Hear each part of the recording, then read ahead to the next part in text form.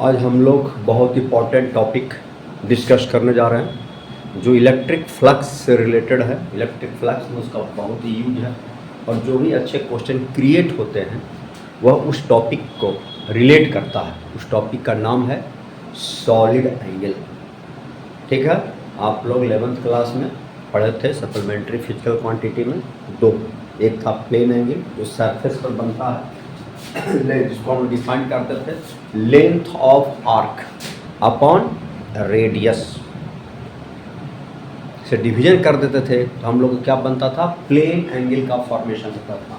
Plane angle हम लोग यहाँ ऐसे बनाते थे, plane angle length of arc, जो आर्क की जो लंबाई है उसमें हम लोग इस सर्किल जो बन रहा है इसका रेडियस अगर डिवीजन कर देते थे, लेंथ ऑफ आर्क एल हो गया, रेडियस आर हो गया, l by r equal to theta, जिसका यूनिट रखते थे radian, that called as plane angle. जो हम लोग प्लेन में, वो क्या है, प्लेन है, तो प्लेन में जो एंगल बनता है उसको कहते हैं प्लेन एंगल। दूसरा होता है सॉलिड एंगल, जो सरफेस के द्वारा, वह 3D पिक्चर है, सरफेस के द्वारा अगर किसी पॉइंट पर अगर कोण बन रहा है उसको कहते हैं सॉलिड एंगल, सरफेस के चलते। इसका मतलब है वो तो 2D है, कोई सरफेस, जैसे मान लिया ये सरफेस जो है अगर इस पॉइंट पर कोण बना रहा है, ये सरफेस इस पॉइंट पर कोण बना रहा है, दिस एंगल, कोण जो बना एंगल बन रहा है, that angle called solid angle. Solid solid angle का यूज जो है खासकर इलेक्ट्रिक फ्लक्स चैप्टर में, गॉस थ्योरम हम लोग आगे तो टॉपिक पढ़ेंगे, उसमें काफ़ी यूज है। और जो भी अच्छे क्वेश्चन क्रिएट होता है वह सॉलिड एंगल से ही वह रिलेट करता है, और सॉलिड एंगल से जो है क्वेश्चन को बनाना इजी भी होता है। अगर हम उसी क्वेश्चन को कूलम्स लॉ से अगर बनाएं तो बहुत लेंदी बनेगा, बहुत लंबा बनेगा, समय ज़्यादा लगेगा। लेकिन सॉलिड एंगल का कंसेप्ट अगर अप्लाई करके उस क्वेश्चन को अगर सोल्व करते हैं तो कम समय में हम उस क्वेश्चन क्या कर सकते हैं, सोल्व कर सकते हैं। इसलिए सॉलिड एंगल को समझना काफ़ी जरूरी है। ठीक है, तो पढ़िए सॉलिड एंगल। किसी सरफेस के द्वारा अगर किसी पॉइंट पर कोण बनता है उसको कहते हैं सॉलिड एंगल। सरफेस, ये सरफेस, ये 3D पिक्चर है, सरफेस के द्वारा जो कोण बन रहा है वह कहलाएगा सॉलिड एंगल। एंगल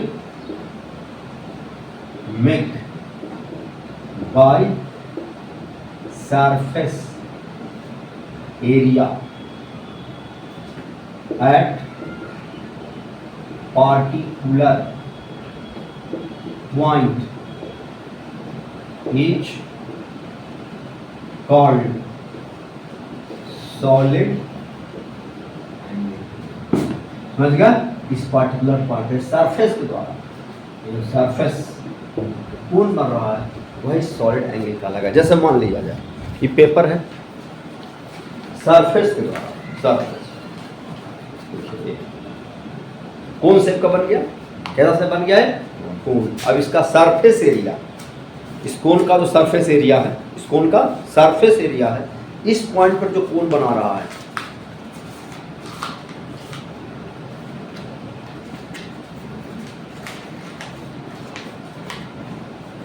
ये सरफेस एरिया जो है इस पॉइंट पर जो कोण बना रहा है, इस पॉइंट पर जो हम यहाँ पकड़े हुए हैं,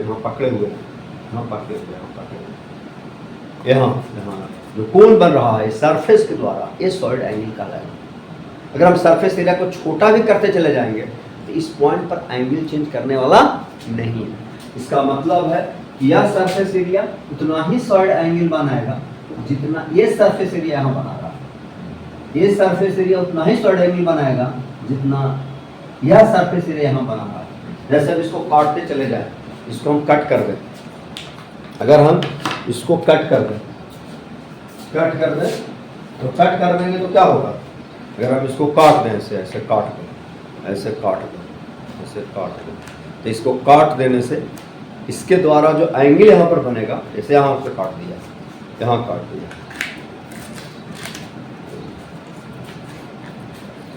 यहाँ काट दिए तो क्या हो गया, सरफेस एरिया इसका छोटा होगा, इस सरफेस एरिया क्या हो गया, छोटा हो गया, सरफेस एरिया छोटा हो गया। लेकिन यहाँ पर का एंगल चेंज कर गया क्या? उतना ही बना। जब ये पूरा था, बड़ा सा एरिया था, तब उतना ही सर्फ एंगल बना रहा था। ये छोटा वाला एरिया भी उतना ही एंगल बना रहा है। तो ये कोन, ये कैसा शेप है? ये कोन का सरफेस एरिया, ये कोन है। कैसा कंस्ट्रक्शन है? कोन, है ना? इस कोन का जो सरफेस एरिया जितना एंगल यहाँ बना रहा है उतना, वही सॉलिड एंगल कहलाएगा। ठीक है।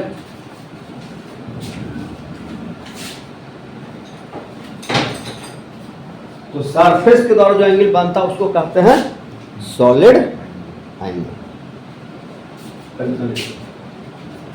पॉइंट जो कोन बनता है उसको क्या कहेंगे? Solid angle. इसको जैसे मान लिया गया एक छोटा सा elementary part of surface area में, एक बड़ा सा सरफेस एरिया में एक छोटा सा पार्ट कट कर दिया। अब जो है यह surface area, this is the elementary part of surface area, elementary part है।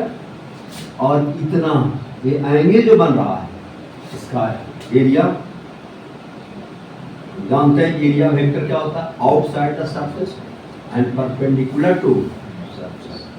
Area vector outside the surface and perpendicular to surface.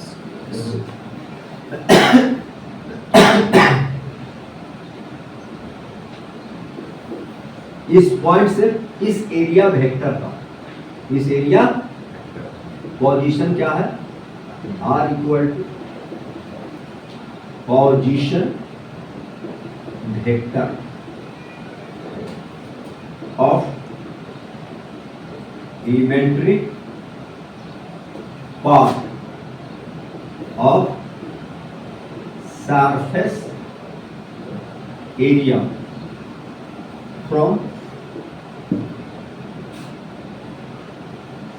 from point, from point, किस पॉइंट से? Four points.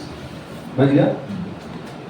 एक पोजीशन वेक्टर को अगर आगे बढ़ा दे, एक कहलाएगा elementary part of surface area. Position vector को आगे बढ़ा दे, dot dot line, position vector area vector के बीच कितना हो गया? थीटा। ये जो है पोजीशन वेक्टर, पोजीशन वेक्टर हो गया, तो डॉट डॉट पे आगे बढ़ाइए। और ये दोनों के बीच का एंगल जो हो गया, ये हो गया ds, इसको आगे बढ़ा दिए। पोजीशन वेक्टर और एलिमेंट्री पार्ट ऑफ एरिया बीच का एंगल कितना हो गया? थीटा इक्वल टू क्या हो गया? Angle between, angle between, angle between ds vector and r vector. और एक elementary part of surface area जो है यहाँ पर सोलह एंगल कितना बना रहा है? D omega. D omega equal to क्या हो गया? Solid angle, solid angle make by elementary part of surface area, surface area, surface. ये आपका क्या हो गया? सॉलिड एंगल बन गया। दिक्कत? इस surface area, elementary part of surface area है। अब जो है हम लोग solid angle, solid angle define कैसे करते हैं?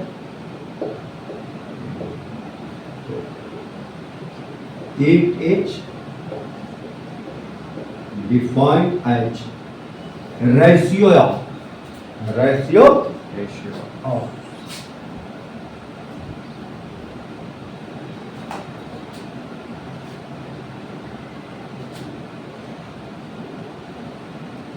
projection of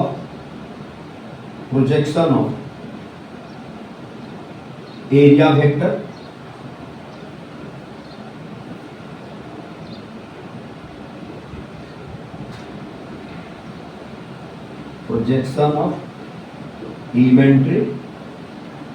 elementary part of area vector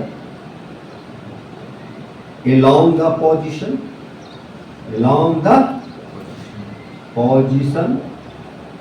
vector upon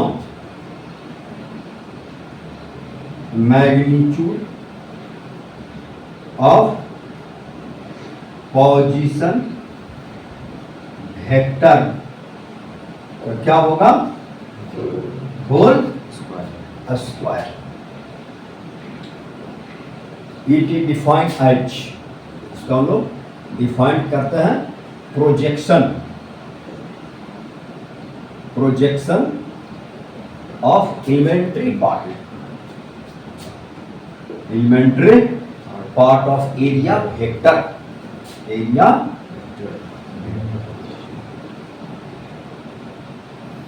elementary part of area vector along the position upon magnitude of position vector का स्क्वायर। प्रयत्न देखिए,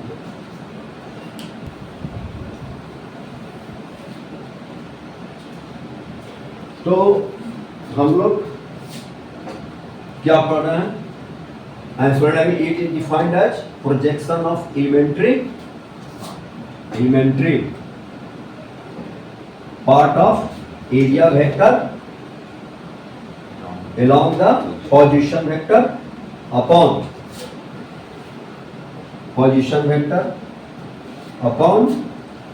क्या हो गया? मैग्नीट्यूड ऑफ पोजीशन वेक्टर का।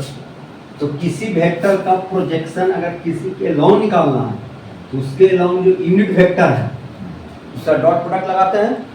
बात है ना? अगर हमको एरिया का प्रोजेक्शन अगर पोजीशन वेक्टर के लॉन्ग निकालना है तो सॉलिड एंगल कितना? डी ओमेगा सॉलिड एंगल क्या होगा? डीएस अपॉन प्रोजेक्शन निकल गया। इस वेक्टर का प्रोजेक्शन जिस लाइन के लॉन्ग निकालना उस लाइन के लॉन्ग यूनिट वेक्टर है उसका डॉट लगा देंगे। जैसे ए का प्रोजेक्शन बी के लॉन्ग निकालना है तो a vector dot b cap बराबर b vector upon mod of b, है ना? जब बी का प्रोजेक्शन ए के लॉन्ग निकालना है तो b vector dot a cap हो जाएगा ना, a vector upon mod of upon position vector का स्क्वायर हो जाएगा। इसको क्या लिख सकते हैं? TS r vector upon mod of r, पहले से मॉड ऑफ आर है, mod of r square upon mod of r. अगर ना r vector upon mod of r तो क्या आ गया? सॉलिड एंगल टीएस डॉट होगा upon mod of this is the formula of solid angle का formula। इसका यूनिट क्या होता है? यूनिट SI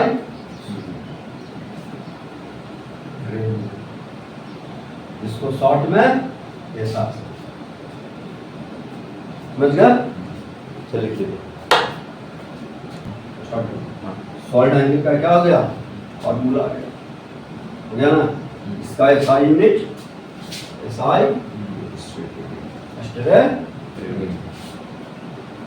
ठीक है। अब क्या है?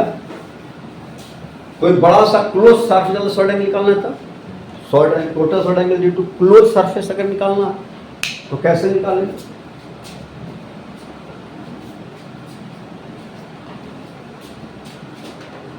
Total solid angle due to closed surface निकालना है तो क्या कर देंगे, तो इंटीग्रेट कर देंगे। Integration ds dot R mod of close surface है प्लस इंटीग्रेशन के ऊपर सर्किल डाल देंगे बस ना, integration over the close surface.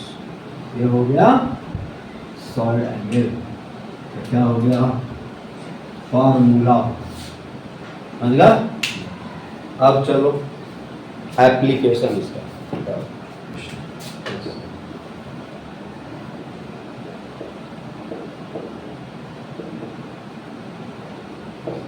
Application पहला solid angle due to any closed surface area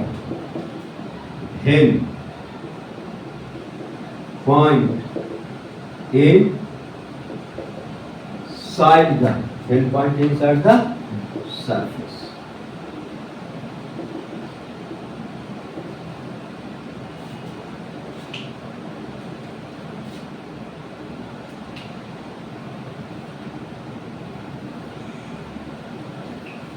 चलिए inside the surface नहीं ना,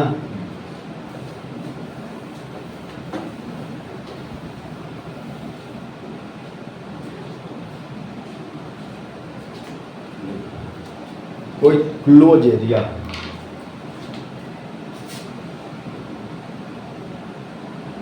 क्लोज सरफेस एरिया है ना, point inside the surface, surface के अंदर कोई पॉइंट ले लो, ये है एनी क्लोज्ड सरफेस एरिया, ठीक है। अब जो है इस एक टोटल सरफेस एरिया को बहुत छोटे छोटे पार्ट में डिवाइड कर सकते हैं। तो देखो यह एक छोटा सा पार्ट इतना सा नहीं बना रहा, ये छोटा पार्ट इतना उस तरह से बहुत सारा एरिया में काट दो इसको, but large number of surface area elementary part हो जाएगा। Large number of surface area में इसको पार्ट कीजिए, elementary part of surface area. अब मान लो कि इसमें से हम एक सरफेस एरिया ले लेते हैं, ये वाला सरफेस एरिया, ठीक है। अब ये सरफेस एरिया जब लेते हैं तो इसके अंदर सोडा एंगल कहाँ बनेगा, इतना यहाँ बनेगा। अगर ये सरफेस एरिया लेंगे तो यहाँ बनेगा, बनेगा। उसी तरह से ये सरफेस एरिया लेंगे तो यहाँ बनेगा। तो इसी तरह से अगर मान लो कि इसको हम सेंटर मानते हुए एक आर रेडियस का एक स्फीयर ड्रॉ कर दे, क्या ड्रॉ कर लें, sphere, r radius hollow sphere, क्या ड्रॉ कर लिए, हॉलो स्फीयर ड्रॉ कर दिए। तो इस हॉलो स्फीयर के ये सरफेस एरिया जितना एंगल यहाँ बनाएगा उतना ये भी बनाएगा, जितना ए बनाएगा उतना ए भी बनाएगा, यहाँ जितना ए बनाएगा उतना ए भी बनाएगा यहाँ। इसका मतलब ये टोटल सरफेस एरिया जितना सॉलिड एंगल बनाएगा इस पॉइंट पर उतना ही any close surface area solid angle बनाएगा इस पॉइंट पर, दोनों सेम ही होगा। या क्लोज सरफेस एरिया जितना सॉलिड एंगल इस पॉइंट पर बनाएगा उतना ही का सॉलिड एंगल या क्लोज सरफेस एरिया इस पॉइंट पर बनाएगा, क्योंकि सॉलिड एंगल इसके चलते या इसके चलते तो सेम बन रहा है, इसके चलते सेम बन रहा है, इसके चलते और इसके चलते यहाँ सेम बन रहा है, इसके चलते यहाँ सेम बन रहा है। तो सारे सरफेस एरिया के चलते अगर सॉलिड एंगल को जोड़ देंगे टोटल सरफेस एरिया के यहाँ पर उतना ही सॉलिड एंगल बनेगा पूरे सरफेस एरिया के चलते यहाँ पर। यहाँ से एक छोटा सा पार्ट कट कर लो, यहाँ रेडियस का एक स्फीयर ड्रॉ किया, r equal to radius of hollow sphere, radius of hollow sphere. अब हम यहां से एक छोटा सा पार्ट कट कर लें, हम एक छोटा सा पार्ट कट कर लें। इसका एरिया वेक्टर क्या होगा, बाहर की तरफ। इसका पोजीशन वेक्टर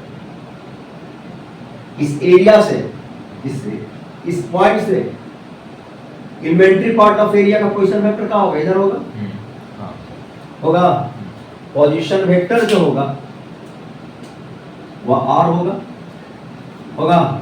पोजीशन वेक्टर और एरिया वेक्टर दोनों सेम डायरेक्शन में है। Here r vector is parallel to, तो थर्ड लाइन में क्या होगा, d omega equal to r dot d s upon mod of are.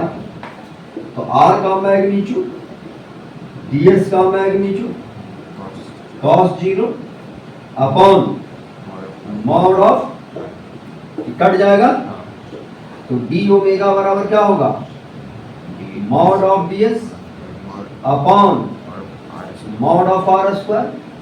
इसको अब डीएस सिंपली लिख सकते हैं, डीएस इसका रेडियस आर है, हो जाएगा।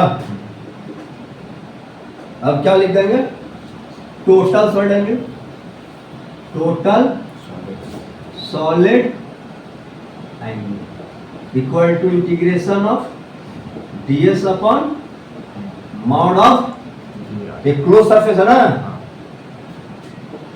अब मॉड ऑफ आर स्क्वायर तो कॉमन आ गया, सिंपली लिख दो आर स्क्वायर कॉमन आ गया, इंटीग्रेशन ऑफ डीएस। तो टोटल क्लोज सरफेस एरिया कितना होगा इसका, हॉलो स्फीयर है ना, हॉलो स्फीयर का सरफेस एरिया कितना होता है, याद है,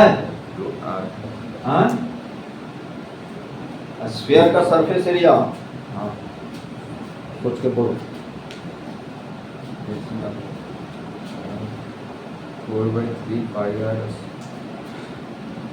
अरे 4/3 पाई आर क्यूब वॉल्यूम होता है, स्फीयर का सरफेस 4 पाई आर स्क्वायर। याद नहीं रखेगा तो कैसे होगा, ओमेगा इक्वल टू 4, समझा। सरफेस एरिया चाहे सॉलिड हॉलो स्फीयर हो चाहे सॉलिड स्फीयर हो, 4 pi r square, volume 4/3 pi r. Volume में क्यूब होता है, एरिया में आर स्क्वायर होगा। कोई भी क्लोज सरफेस रहे, कोई भी शेप का क्लोज सरफेस अगर पॉइंट अंदर में है तो टोटल सॉलिड एंगल कितना बनेगा, 4 पाई एस्टेरेन रेडियन। क्या होगा, 4 पाई एस्टेरेन, ये एंगल बनेगा, एकदम रट के रखो, समझ गया। सॉलिड एंगल कितना, 4 पाई। अगर पॉइंट अंदर में तो 4 पाई एस्टेरेन रेडियन का सॉलिड एंगल बनेगा। टोटल क्लोज सरफेस एरिया किसी भी शेप का क्यों ना, पॉइंट अंदर में है, टोटल सॉलिड एंगल 4 पाई, ठीक है, रट के रखना है। तरीका समझ गया। ये पोजीशन वेक्टर और डीएस वेक्टर दोनों क्या है, सेमी डायरेक्शन में है, पैरेलल सॉलिड एंगल बन गया। इन्वेंट्री पार्ट जब सॉलिड एंगल डी ओमेगा और इसको इंटीग्रेट कर देंगे।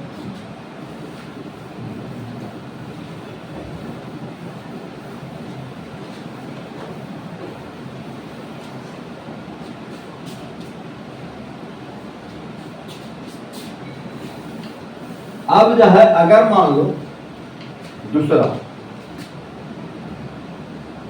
हेड पॉइंट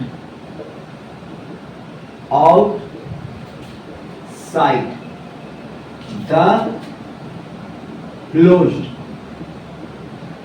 सरफेस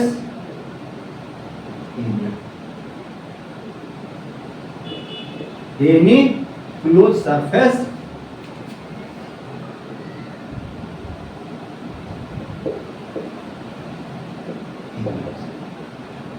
समझ गया, एनी क्लोज सरफेस एरिया।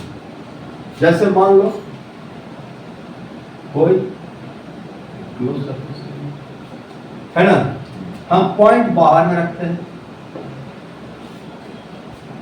तब तो फिर यहाँ छोटे छोटे पार्ट में बांट देंगे इसको। हाँ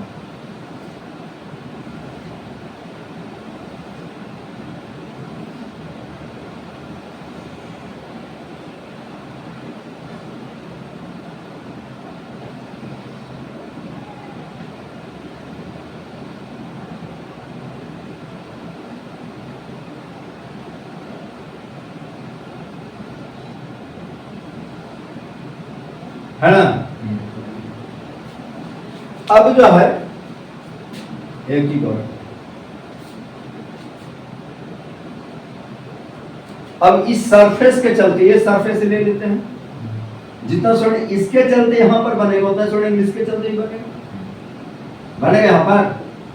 बोलो जो एरिया ई बनेगा वही एरिया इतना भी स्टूडेंट बनाएगा यहां पर, बनाएगा नहीं बनाएगा।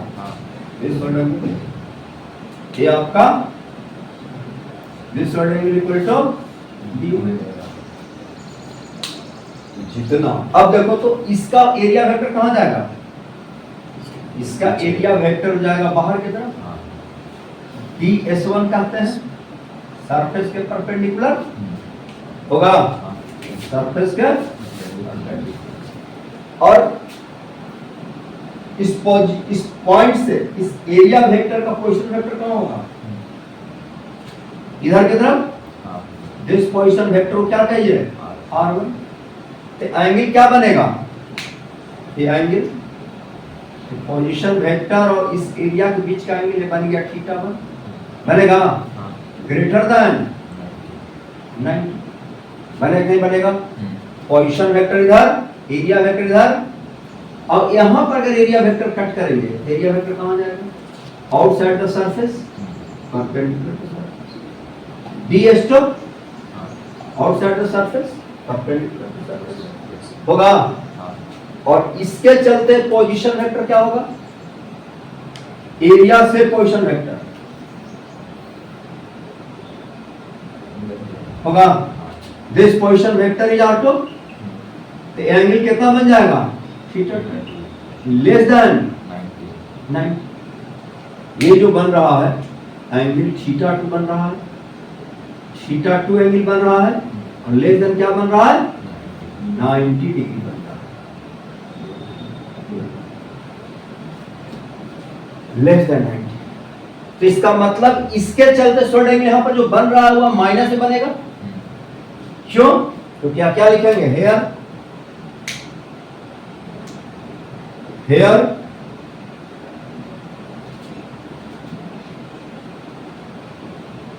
क्या होगा शॉर्ट एंगल, जितना इसके मॉड ऑफ r1 होगा dot ds1 mod of r1 Q होगा ना, होगा सर, इससे तो बनेगा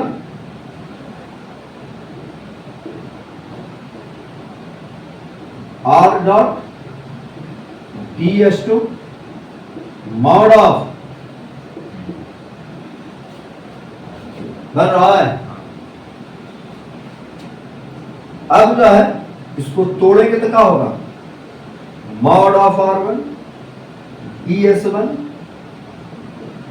cos θ1 होगा, मॉड ऑफ r1 की होगा, क्या हो जाएगा, इसको तोड़ेंगे तो mod of r2 ds2 cos θ2 upon होगा,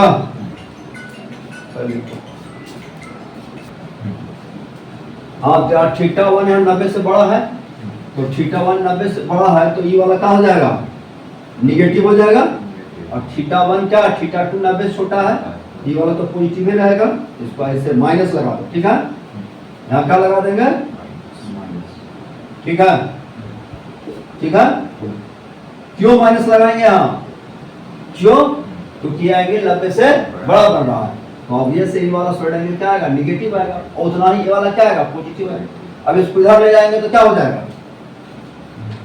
तो मॉड ऑफ r2 वो कट जाएगा, तो क्या हो जाएगा, ds2 cos θ2 upon mod of R2 square plus BS cos theta 1 mod of R1 बराबर क्या हो जाएगा।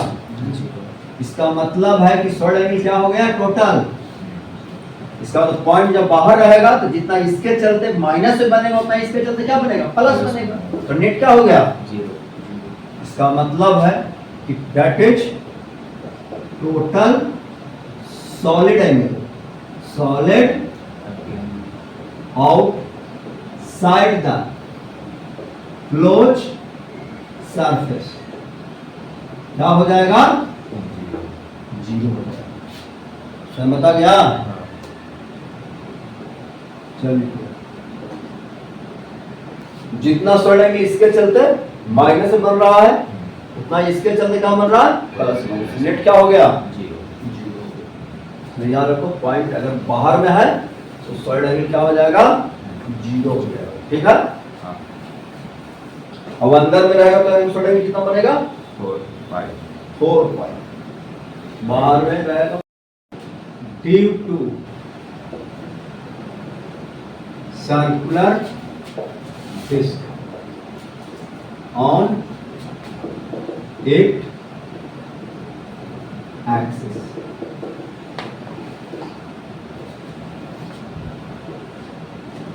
ठीक है।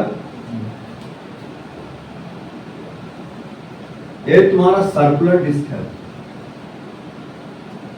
एक पॉइंट जो है तुम्हारा P यहां है सेंटर से कितना डिस्टेंस पे है 1। इसका रेडियस क्या है R। समझ रहा है। एक डिस्क देखो इधर एक्स एक्सिस है इधर क्या है इधर क्या है और इधर क्या है जेड एक्सिस। समझा। ये डिस्क जो है वह किस प्लेन में है YZ प्लेन में है। डिस्क YZ प्लेन में। अब इस पॉइंट का कोऑर्डिनेट क्या होगा x, 0, इस पॉइंट का कोऑर्डिनेट 0, 0, जिसमें से एक छोटा सा सरफेस कट करके जिसके चलते इस पॉइंट पर सॉलिड एंगल कितना बन रहा है फाइंड करना है। R क्या है रेडियस ऑफ डिस्क। ठीक है। अब हम क्या करते हैं एक छोटा सा एरिया इसमें कट कर लेते हैं। कैसे कट कर रहे हैं एक हमने पॉइंट लिया। ठीक है P1 कौन सा पॉइंट P1 पॉइंट कितना डिस्टेंस पे R डिस्टेंस पे कितना एंगल पे थीटा एंगल। अब थीटा को फिक्स रख के R में स्मॉल इंक्रीमेंट करें तो इधर रेडियस के अलाउंस बढ़ेंगे और एक बार जो है तो इंक्रीमेंट कर दिए हम दिया कोई दिक्कत। R में स्मॉल इंक्रीमेंट किया अब R को फिक्स रखते हुए थीटा में स्मॉल इंक्रीमेंट के इधर चलेंगे। इसको कहेंगे रेडियल डायरेक्शन चलेंगे इसको कहेंगे ट्रांसवर्स डायरेक्शन चलेंगे। तो ट्रांसवर्स चलेंगे तो थीटा में चेंज आएगा रेडियल चलेंगे तो रेडियस में चेंज आएगा एंगल में चेंज आ गया। अब ये एंगल कितना हो गया this angle is the D theta. Angle क्या हो गया डी थीटा। ये जो एंगल बन रहा है this angle is D theta. अब जो है यहां आ गए। अब हम क्या किए इसके पैरेलल यहां लाइन ड्रॉ कर दिए और इसके पैरेलल यहां लाइन ड्रॉ कर दी। अब जो है एक छोटा सा एलिमेंट कट कर दिया किस प्लेन में YZ प्लेन में। अब इसका coordinate this point is P1 point कर रहा है ना P1 पॉइंट पेंट डाल दो।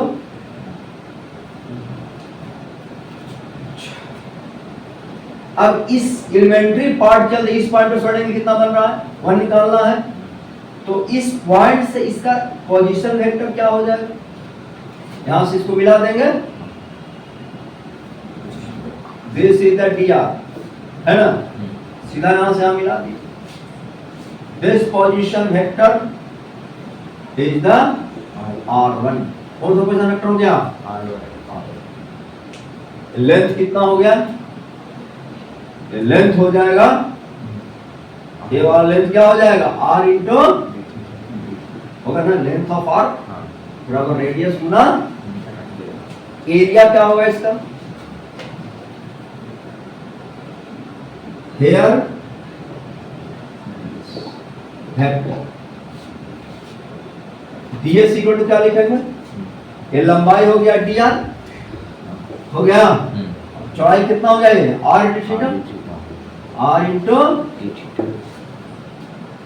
कोऑर्डिनेट क्या लिखेंगे इस p1 पॉइंट का कोऑर्डिनेट, इसका तो x कोऑर्डिनेट तो 0 होगा, y कोऑर्डिनेट और z कोऑर्डिनेट होगा,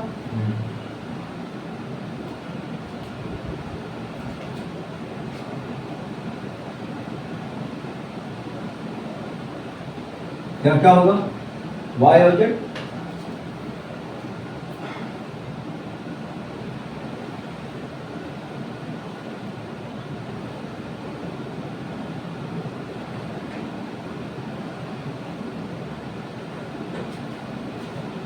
cos थीटा बराबर क्या लिखेंगे, इसका कोऑर्डिनेट हो गया 0, y, z, ठीक है, cos थीटा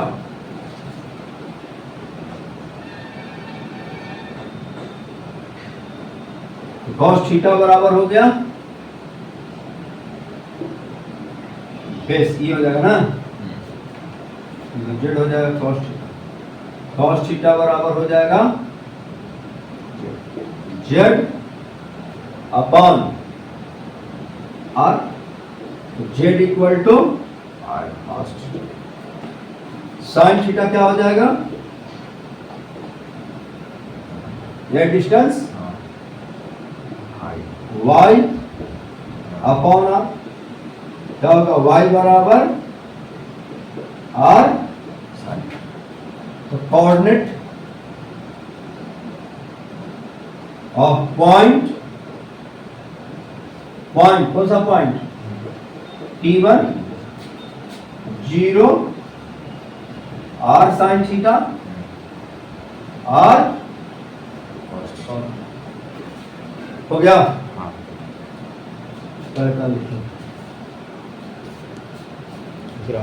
पॉइसन वेक्टर का लिखेगा, इस एरिया से इस पॉइंट पर ध्यान निकालना है, इस पॉइंट से P पॉइंट से R में तुम्हारा जिस पॉइंट पर सड़क बनाना है वहां से सरफेस एरिया का पॉइसन होगा ना, तो R1 बराबर क्या लिखेगा, R1 इक्वल हेड के coordinate 0 minus x i cap, यहाँ हेड है y माइनस 0 जे कैप और z माइनस 0 के, तो R1 वेक्टर बराबर क्या होगा बता, minus x i cap plus y, y तुम्हारा कितना है r sin theta j cap plus r cos theta हो जाएगा। अब जो है एरिया वेक्टर, एरिया वेक्टर किधर होगा, ऐसा है ना,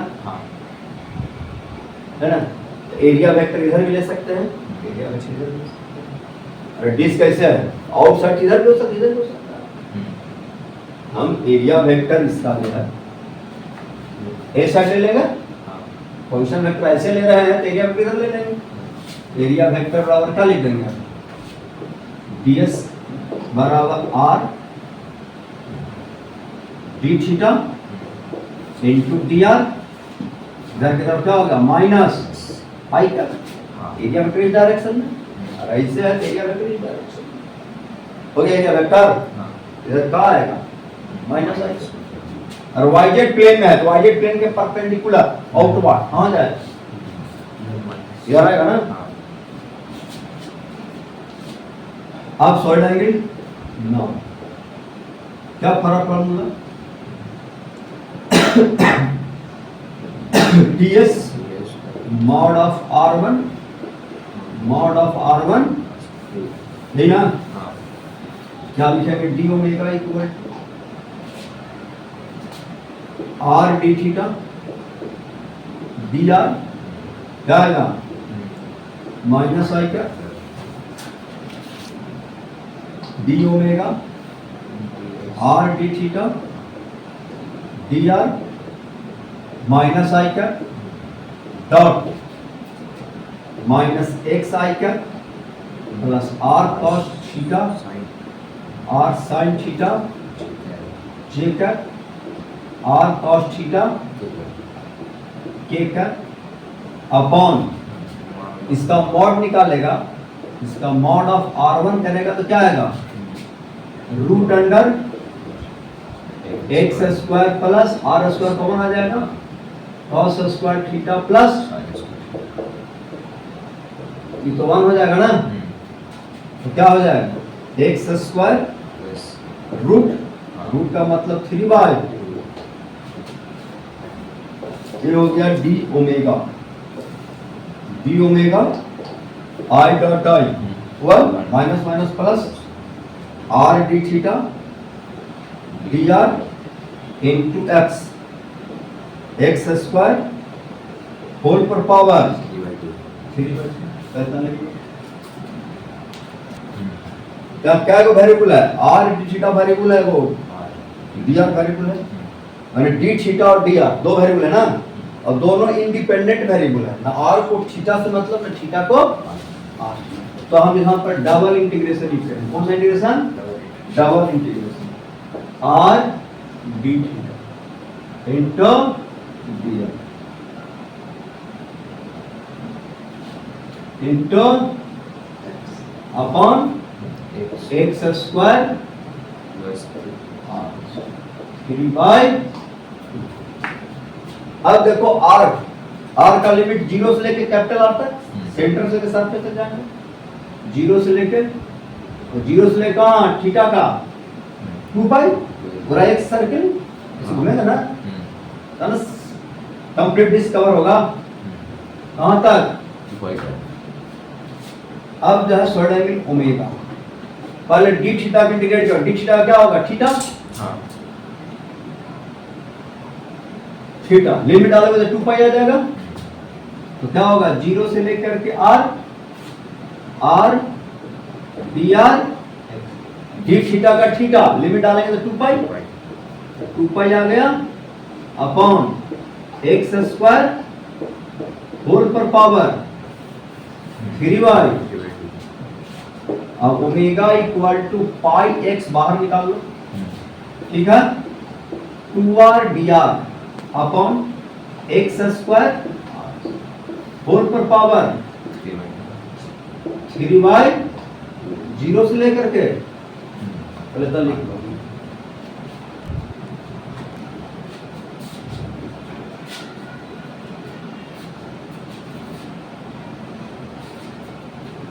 कि अगर कोई डिस्क है, सर्कुलर डिस्क है ना, इसका रेडियस अगर r है, इसके सेंटर से x डिस्टेंस पर अगर कोई पॉइंट है, इसका सरफेस जो है, ये सरफेस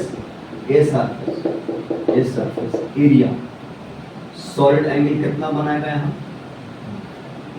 यहाँ सॉलिड एंगल कितना बनाएगा? सॉलिड एंगल जो बनेगा इतना कोण बन जाएगा ना, डायमेंशनल पिक्चर है, सेंटर कोण बन जाएगा, एक तरह से क्या बन जाएगा? ये बन रहा है। जैसे अगर पिक्चर दिखा रहे थे, ये बन रहा है ना, सर्कुलर है कि नहीं? सर्कुलर डिस्क है, इस सर्कुलर डिस्क ये सरफेस, इस पॉइंट पर कितना सॉलिड एंगल बनाएगा यही निकालना। इसके सेंटर से कितना डिस्टेंस? x distance. सर्कुलर है कि नहीं है? एज लाइक ए डिस्क है ना, ये सरफेस के साथ जल्दी इस पॉइंट पर कौन बनेगा क्या, वही कैलकुलेट करना है। समझ गया? ये सॉलिड एंगल ओमेगा कितना बन जाएगा? 2 pi 1 minus x upon root under r square plus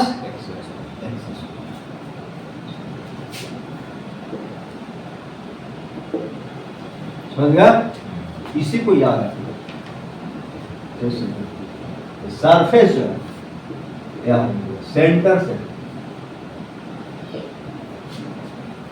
अगर रेडियस को बहुत बड़ा कर दें तो क्या बन जाएगा? ये प्लेन शीट बन जाएगा। रेडियस को बहुत बड़ा कर दें, if radius tends to infinity, then this becomes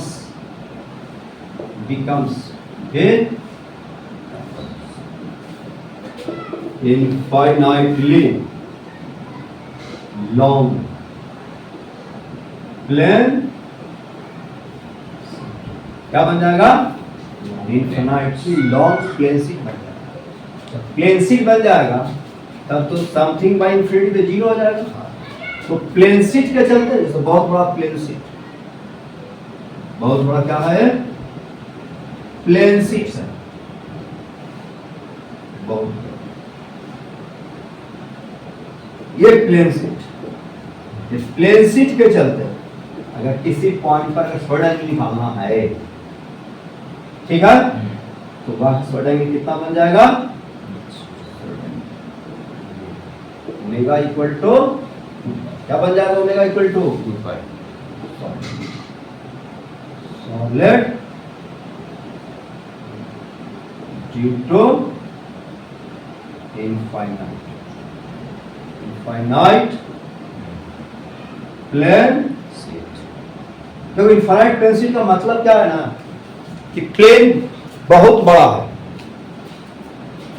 जैसे मान लो कि प्लेन, ये है तुम्हारा प्लेन, प्लेन है, प्लेन है ना, प्लेन, और पॉइंट को बहुत नजदीक रखो, इस डिस्टेंस के रिस्पेक्ट में इसका शेप क्या हो गया? बहुत बड़ा हो गया। तो ये पूरे इनफिनाइट प्लेन से जल्दी इस पॉइंट पर जो सोल्ड एंगल बन जहां फिंगर को रख रहे हैं वह एंगल बनेगा 2 पाई, क्योंकि ये डिस्टेंस के रिस्पेक्ट में इसका लंबाई चौड़ाई बहुत बड़ा है, that is infinite plane sheet, और पॉइंट को क्लोज रखे हैं तो उस पॉइंट पर सोल्ड एंगल क्या बनेगा? 2 पाई बनेगा। समझ गया? इनफिनिटी का मतलब ये है 2 पाई। चलिए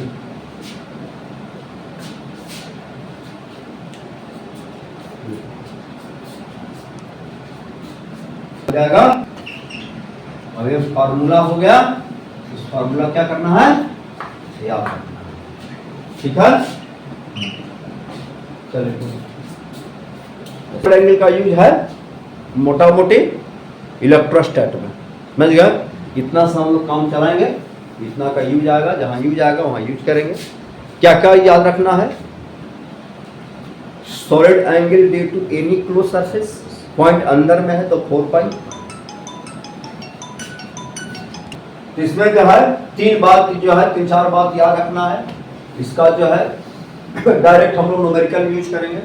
पहला कि कोई भी क्लोज सरफेस है, पॉइंट अंदर में है तो सॉलिड एंगल कितना बनेगा? 4 पाई। अगर हम क्लोज सरफेस से पॉइंट बाहर में लेंगे तो सॉलिड एंगल क्या बनेगा?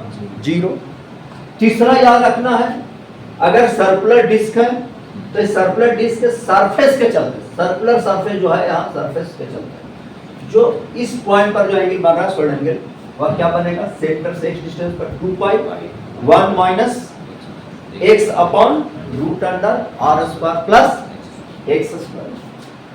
और चौथा याद रखना है कि अगर प्लेन शीट बन गया, इन्फिनिटली लॉन्ग प्लेन शीट का मतलब है कि point close to the surface, तो सॉलिड एंगल कितना बनेगा? 2 पाई। ये 4 बात याद रख करके हम लोग न्यूमेरिकल सॉल्व करेंगे।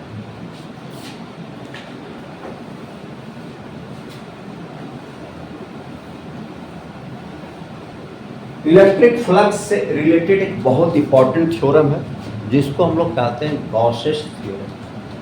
समझ गया? या गॉसेस लॉ, ठीक है? तो गॉस लॉ हम लोग क्या है? बहुत इंपॉर्टेंट है।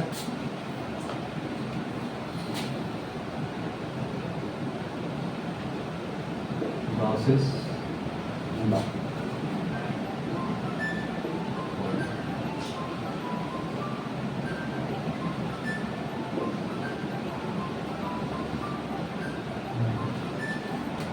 लॉ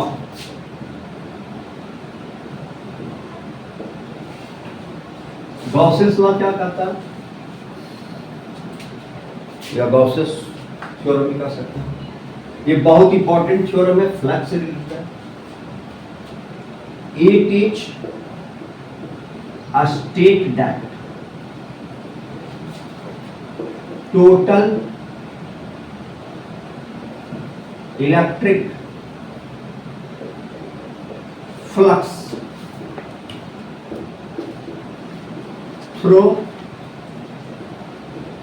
any closed surface, ये क्लोज सरफेस में गॉसियन सरफेस रिलेट करता है।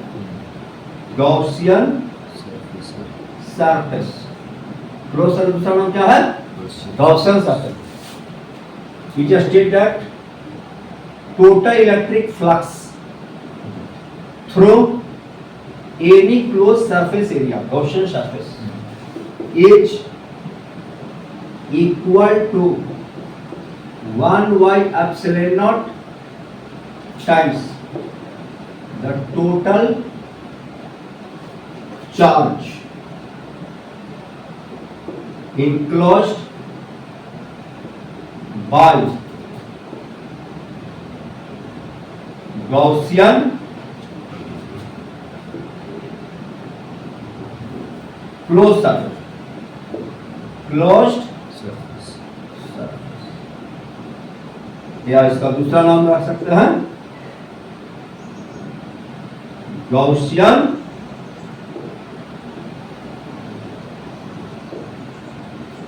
है ना। टोटल चार्ज इनक्लोज बाय, मैंने टोटल इलेक्ट्रिक फ्लक्स क्या लिखा है, total electric flux through any close surface area, मैंने Gaussian surface is equal to 1 by epsilon naught times the total charge enclosed by closed surface या Gaussian surface. अब देखो ये हो गया आपका कोई क्लोज सरफेस हो गया, क्लोज्ड है ना। अब क्लोज सरफेस कुछ चार्ज को क्लोज कर रहा है, plus Q1 plus Q2 minus Q3 plus Q4, कुछ चार्ज बाहर में है, प्लस Q3 माइनस Q6, कुछ चार्ज बाहर में। अब हम देखो ये हो गया क्लोज सरफेस, इसका दूसरा नाम क्या रख सकता है, गॉसियन सरफेस। गॉसियन सरफेस कहेंगे close surface, Gauss theorem applicable only for close surface, not the open surface. Gauss theorem कहां लगेगा, क्लोज सरफेस के लिए। जब तक सरफेस क्लोज नहीं है तब तक गॉस थ्योरम नहीं लगा सकते। तो क्या कहता है गॉस थ्योरम, गॉसियन लॉ क्या कहता है, total electric flux through the close surface is equal to 1 by epsilon naught times the total charge enclosed by closed surface या Gaussian surface. Total electric flux through the close surface, close surface है तो मान लो total electric flux कितना होगा, total electric flux, electric flux by through close surface, closed surface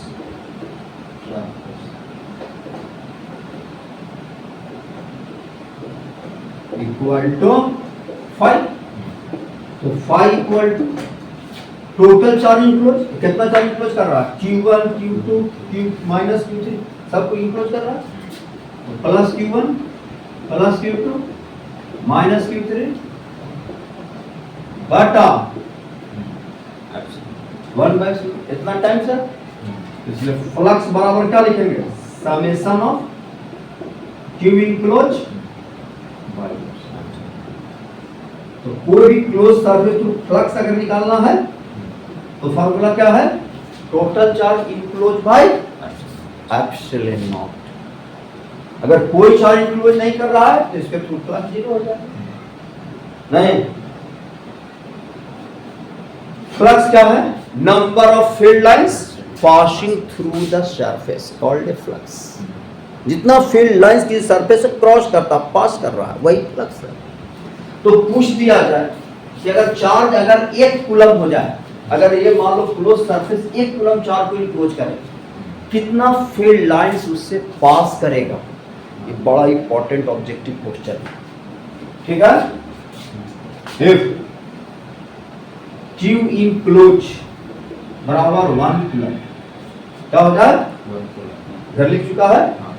ये सब charge तो इनक्लोज नहीं कर रहा है, ये सब चार्ज चलते फील्ड होगा, लेकिन ये जो चार्ज जो बाहर में है ना, उसके अंदर फ्लक्स 0 हो जाएगा।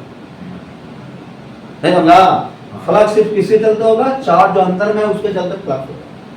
बाहर वाला चार्ज चलते फ्लक्स क्या हो जाएगा? 0। फील्ड तो सब चार्ज चलते, चार्ज की प्रॉपर्टी है फील्ड सेटअप करना। जितना चार्ज यहाँ रखा सब फील्ड सेटअप करेगा, लेकिन सारे चार्ज चलते फ्लक्स नहीं होगा। फ्लक्स उसी के चलते होगा जो चार्ज सरफेस के अंदर है। ये सब चार्ज चलते फ्लक्स होगा। अगर मान लो चार्ज इनक्लोज क्या हो जाए? 1 कूलम हो जाए, तब क्या होगा? Then number of then electric flux,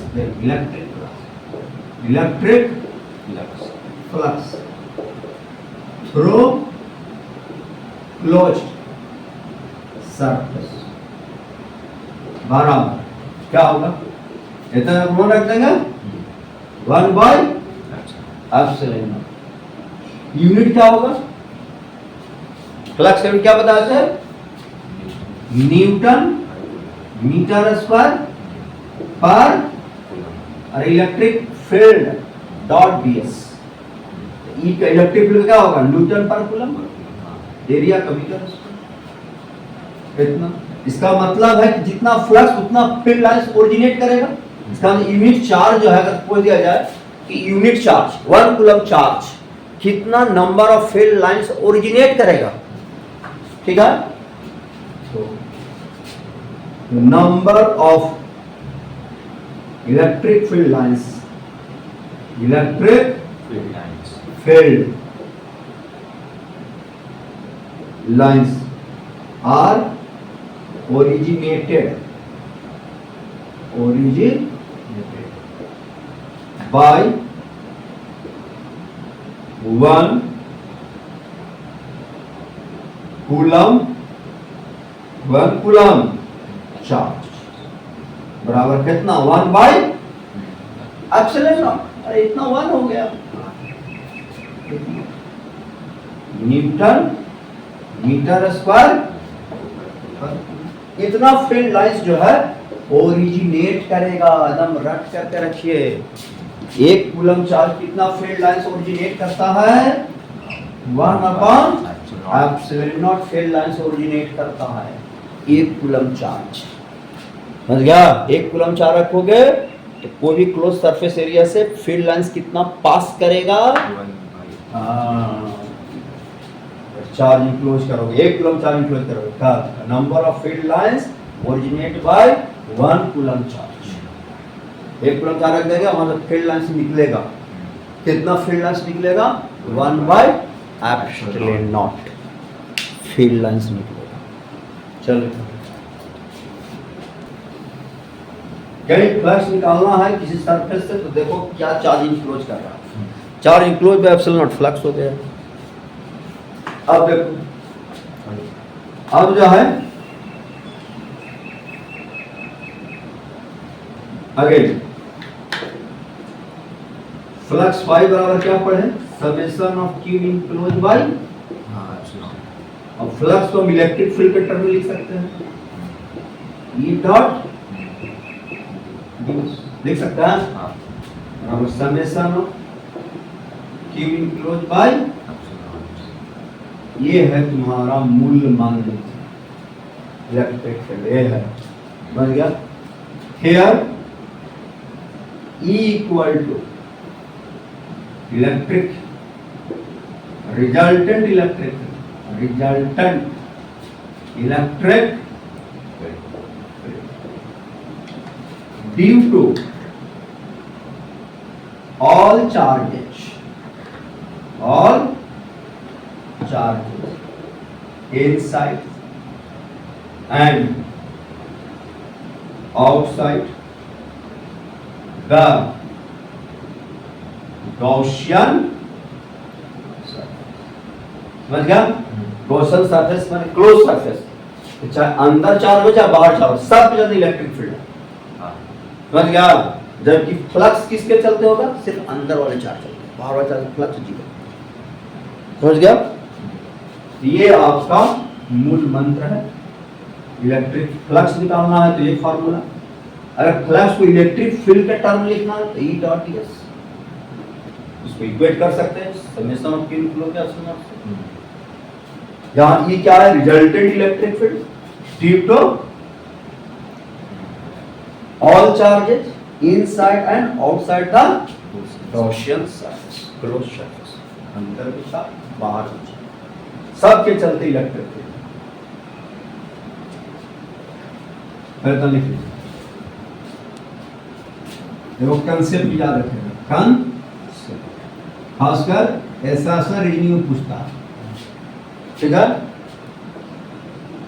electric flux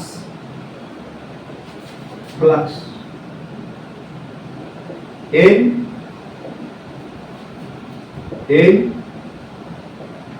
given region is equal to 0, then electric field in this region may be अगर इलेक्ट्रिक फ्लक्स जीरो हो रहा है तो उस रीजन से गिवन रीजन से इलेक्ट्रिक फील्ड में भी जीरो हो भी सकता है, नहीं भी हो सकता है। जैसे मान लो हम यहाँ चाय रख दिए, ठीक है, यहाँ की फील्ड सड़क हो गया ऐसे, पॉजिटिव चार्ज है ना, फील्ड लाइन से यहाँ से निकलेगा, कहाँ से जाएगा? अप टू इंफिनिटी, क्योंकि मीडियम में कोई निगेटिव चार्ज तो रखा हुआ है नहीं, तो वहां तक जाएगा। अब यहाँ पर कोई हम सरफेस ले लें, देखो तो सरफेस जो है क्लोज सरफेस, कोई चार्ज क्लोज कर रहा है? अरे कोई चार्ज यहाँ है जी यहाँ पर, इसका वजह सरफेस तो फ्लक्स क्या हो गया? जीरो। फ्लक्स जी, फ्लक्स वाला क्या क्यू क्लोज है, इस रीजन के थ्रू, इस रीजन के थ्रू कोई फ्लक्स है, लेकिन इस रीजन के थ्रू फील्ड तो है, फ्लक्स जीरो है लेकिन फील्ड तो है, तो क्या electric flux in given region is equal to zero, then electric field in this region may be zero, zero हो भी सकता नहीं हो सकता, प्लस जीरो, लेकिन इलेक्ट्रिक फील्ड जीरो नहीं है, इलेक्ट्रिक फील्ड जीरो नहीं है, इलेक्ट्रिक में भी जीरो मतलब क्या है? जीरो हो भी सकता और नहीं भी हो सकता है, तो अभी क्या है? नहीं है, इलेक्ट्रिक फील्ड नहीं है, जीरो है। अब मान लो अब हम कोई चार्ज नहीं रखें, तो कोई चार्ज नहीं रखें तो फील्ड नहीं रहेगा। एक क्लोज सरफेस यहां ले लें तो फ्लक्स क्या है? फ्लक्स जीरो, तो फील्ड भी जीरो। इसका मतलब इलेक्ट्रिक फ्लक्स जीरो अगर हो रहा है तो इलेक्ट्रिक फील्ड जीरो हो भी सकता और नहीं भी हो सकता। दिमाग पता है? फ्लक्स जीरो होने पर फील्ड जीरो हो भी सकता, नहीं भी हो सकता, लेकिन अगर इलेक्ट्रिक फील्ड जीरो है तो electric flux must be zero. अगर इलेक्ट्रिक फील्ड अगर जीरो हो गया, electric flux must be zero. If electric field in given region is equal to 0, then electric flux through in this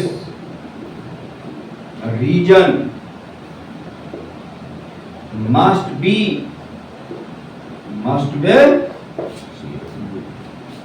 समझ गया? अगर electric field zero तो electric flux तो निश्चित जीरो होना, लेकिन अगर जहां पर इलेक्ट्रिक फ्लक्स जीरो हो रहा है, इलेक्ट्रिक फील्ड जीरो हो भी सकता है, नहीं भी हो सकता है।